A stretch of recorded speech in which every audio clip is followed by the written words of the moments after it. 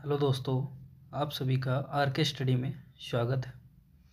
आज हम भारत पर विदेशी आक्रमण के बारे में बात करेंगे।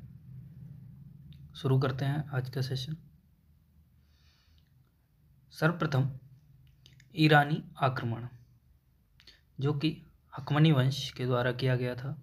यह 6वीं शताब्दी ईसा पूर्व में उत्तर पश्चिम भारत की राजनीतिक अस्थिरता ने ईरानी शासकों का ध्यान आकर्षित किया। जो भारत के राजाओं में उथल पुथल थी, आपस में लड़ना, इन चीज़ों ने जो ईरानी शासक थे उनका ध्यान भारत की तरफ आकर्षित किया। जो हकमनी वंश है उसका जो संस्थापक था वो साइरस द्वितीय था, जिसका शासनकाल 558 ईसा पूर्व से 529 ईसा पूर्व तक रहा। और ये भारत में मकरान के रास्ते भारत आया, मगर इसको कोई सफलता नहीं मिली। जब ये भारत आया लेकिन इसे कोई भी सफलता हासिल नहीं हुई। इसके बाद डियरस प्रथम आया, जो कि 522 से 486 ईसा पूर्व तक इसका शासन रहा। इसके जो साक्ष्य हैं, इसके 3 शिलालेख जिनसे ये साक्ष्य मिलते हैं कि यह भारत आया और इसने कई महाजनपदों को जीता। इसका पहला शिलालेख है बहस्तून, जो कि 520 से 485 ईसा पूर्व के आसपास लिखा गया। दूसरा है पारसीपोलिस और तीसरा नक्शे रुस्तम। से स्पष्ट होता है कि उसने गंधार तथा पंजाब को अपने साम्राज्य का अंग बना लिया था। हेरोडोटस प्रथम के अनुसार डियरस प्रथम के 20 प्रांतों में अंतिम प्रांत भारत में था।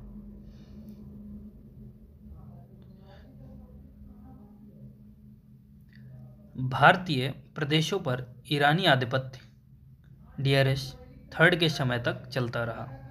क्वेश्चन कई बार पूछा जाता है कि ईरानियों का जो आधिपत्य है वो भारत में किसके शासनकाल तक रहा, तो डियरस थर्ड के यानी जो तृतीय था उसके समय तक चलता रहा।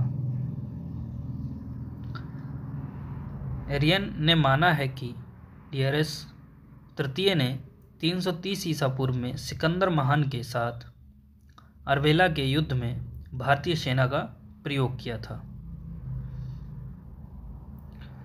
अगला जो आक्रमण है वह है यूनानी आक्रमण। ईरानियों के बाद भारत पर यूनानी आक्रमण हुए। उसमें सबसे पहले मकदूनियावासी सिकंदर ने अंतिम हकमनी सम्राट डियरस तृतीय को परास्त कर अपने लंबे अभियान के बाद हिंदू कुश का दर्रा पार कर। क्वेश्चन पूछा जाता है कि सिकंदर ने भारत में प्रवेश कहाँ से किया, तो हिंदू कुश दर्रा के। 326 ईसा पूर्व में पश्चिमोत्तर भारत में प्रवेश किया।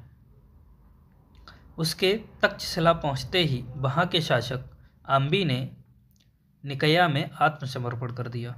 जैसे ही सिकंदर तक्षशिला पहुँचा तो वहाँ के शासक आम्बी ने आत्मसमर्पण कर दिया और अभिसार के राजा ने भी सिकंदर की अधीनता स्वीकार कर ली। हाइडे स्पीन का युद्ध बहुत बार परीक्षाओं में पूछा जाता है। यह युद्ध सिकंदर और राजा पोरस के मध्य झेलम नदी के तट पर हुआ था, जिसमें पोरस की पराजय हुई। परंतु पोरस के व्यक्तित्व से सिकंदर बहुत प्रभावित हुआ और उसका राज्य उसको वापस कर मित्रता कर ली। ये हाइडे स्पीन या हाइडे स्पन के नाम से भी आता है। कई बार पूछा जाता है कि हाइडे स्पीन का युद्ध किस नदी के तट पर हुआ, तो झेलम नदी के तट पर हुआ था। इसके बाद उसकी सेना ने आगे बढ़ने से मना कर दिया। फिर उसको वापस जाना पड़ा और बगदाद के निकट बेबीलोन में ज्वर से 33 वर्ष की आयु में उसकी मृत्यु हो गई।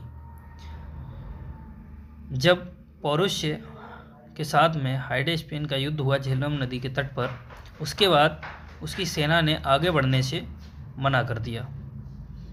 उसके कई बार बोलने पर भी उसकी सेना आगे नहीं बढ़ी। फिर उसने वापस लौटने का निर्णय लिया और बगदाद के निकट बेबीलोन में सिकंदर की ज्वर से 33 वर्ष की आयु में मृत्यु हो गई। महत्वपूर्ण तथ्य जिनसे अक्सर क्वेश्चन बनते हैं। भारतीयों ने ज्योतिष शास्त्र के सिद्धांत रोमक तथा पॉलिश को यूनानियों से ग्रहण किया। 6ठी शताब्दी ईसा पूर्व में पहली बार राजकीय मोहर का प्रयोग हुआ। हकमनी साम्राज्य शूरसेन का शासक अवंतीपुत्र बौद्ध का प्रथम शिष्य था।